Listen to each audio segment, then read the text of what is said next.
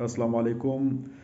आइंदा 48 घंटे के अंदर मुल्क में ज़लज़ले की पेशगोई की जा रही है।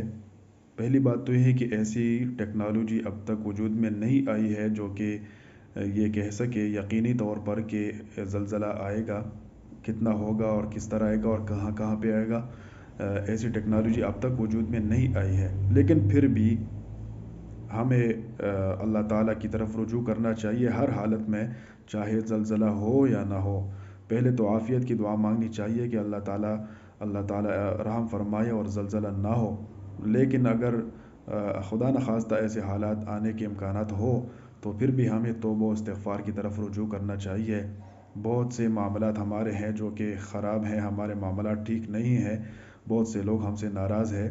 तो अल्लाह ताला अपने फ़ज़ल व करम से ये तमाम मामलात हल फ़रमाए और हमें अपने आफ़ियत में और अपने हिफ्ज़ व अमान में रखे। आमीन।